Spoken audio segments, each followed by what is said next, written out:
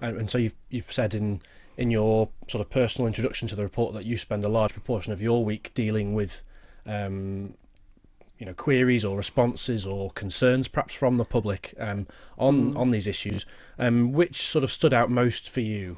I suppose one of the things that was flagged up very briefly in the report saying, people have an issue with orthodontics. And a couple of months after my report came out, in response to a Keys question, the health department admitted that there were 800 children on the waiting list for orthodontics. So I think I'm flagging up a concern to the Chief Minister to say, there seems to be a problem with this area, and there is. But also, you can't solve a problem if there's 800 children waiting for orthodontics treatment, then that is a separate issue. One of the other sort of particularly contentious or perhaps divisive issues which was mentioned in your report was about the sort of provision of religious education in schools, and by extension the sort of co-location of St Thomas's and Scoill Vallajeelt. That seemed to spark particular response from the public.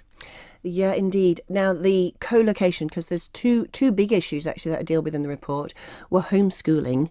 And you'll notice that the parents have commissioned a report from Alan Norman that is also published on the back of the report in the appendices. And the homeschooling issue has moved on quite considerably. There's been a lot of engagement from Minister Caine and the department to work with the homeschoolers to come up with a policy that is hopefully acceptable for all. And the intention, certainly from the homeschoolers, is this would remove the need to have certain checks legislated in the new upcoming education bill. So that work is progressing, and I'm optimistic that a solution can be generated from the collaboration. Now, the co-location of St Thomas's School is very much a current issue. I'm still getting a lot of mailbox about from all sides.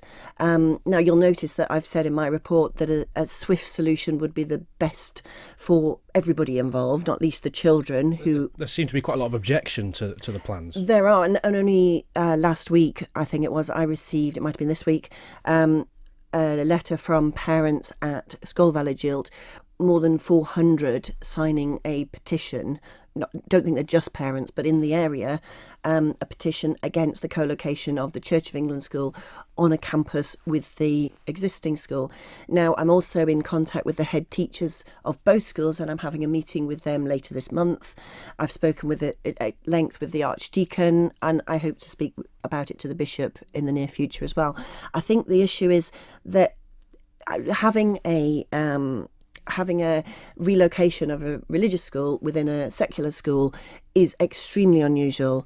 Whether you see that, perceive that as segregation or co-location, there are certain practical everyday things. What impact is that going to have? I know that one set of parents are concerned there hasn't been any psychologist assessment as to what this would mean. The only other place where it has happened was in New Zealand as a result of an earthquake, and the conclusion was that it wouldn't work long term. It was just in the disaster recovery stage, but not as a long-term solution. And I think from St Thomas's, I perfectly sympathise with parents that they want those school groups, those friendship groups, and the ethos of their school to continue. According to the department, they support a Church of England school on the Isle of Man, and this is the only solution.